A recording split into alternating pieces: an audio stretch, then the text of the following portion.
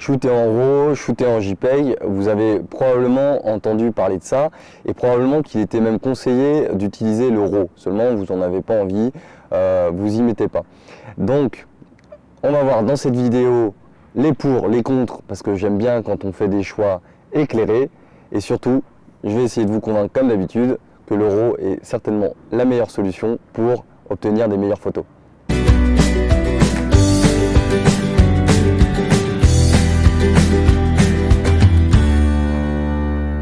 Lorsque vous prenez une photo, vous avez deux formats de fichiers, le RAW ou le JPEG, que vous propose votre appareil. En entrant dans les fonctions, par défaut c'est le JPEG, vous pouvez choisir le RAW. Alors qu'est-ce que c'est que le RAW? C'est toutes les données brutes qui vont être enregistrées par votre capteur numérique sans que ce soit traité. Tandis que le JPEG, c'est un fichier de sortie qui va avoir traité ces données-là. Donc quels sont les désavantages de l'un ou de l'autre? Premièrement, on va commencer par les désavantages du RAW. Le tout premier, c'est que le RAW est un fichier qui est lourd. Comme il a enregistré toutes les données brutes et qu'il n'a rien compressé comme le format JPEG, il pèse 3 ou 4 fois plus lourd. Donc avec pour des avantages de remplir les cartes mémoire plus vite, de remplir les disques durs externes plus vite, etc. Deuxième désavantage, c'est un fichier, contrairement au JPEG, qui n'est pas un fichier d'export, ça n'est pas lisible par les navigateurs, etc. Ça n'est lisible uniquement par les logiciels de traitement et les logiciels de développement, comme Lightroom, RAWtherapy, Photoshop, qui vont devoir traiter cette photo.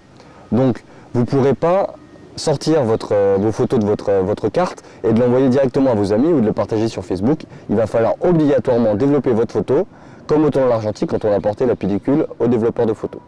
C'est les deux principaux désavantages du RAW. C'est deux gros désavantages. Alors la question normale, c'est qu'est-ce qui fait que le RAW est si bien qu'on devrait le choisir pour prendre ces photos? L'avantage, comme je vous l'ai dit, c'est que le RAW ne compresse pas les images, c'est-à-dire qu'il ne les traite pas. En général, on prend une métaphore que je trouve assez intéressante, c'est-à-dire que le RAW correspondrait aux ingrédients d'un plat. Quand vous avez vos ingrédients, vous avez beaucoup d'options possibles.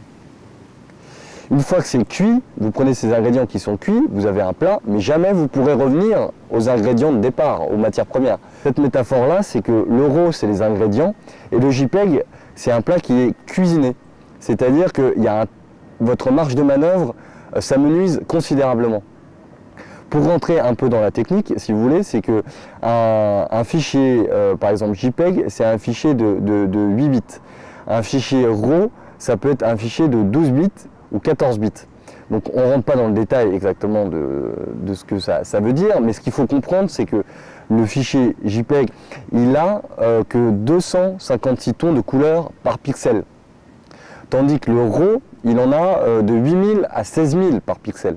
Donc vous imaginez la gradation que vous avez et la marge de manœuvre que vous avez. Donc en fait, ça va vous permettre d'être extrêmement précis dans tous les réglages de votre photo au moment du développement.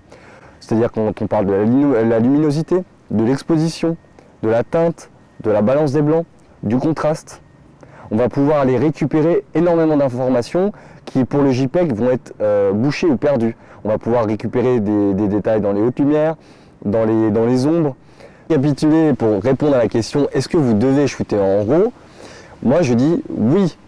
Je dis oui parce que vous gardez la meilleure qualité possible de votre fichier et vous avez la possibilité d'avoir un traitement créatif bien plus important. À la fois pour retoucher vos photos si vous avez fait quelques erreurs au moment de la prise de vue, mais ensuite pour être le plus précis possible.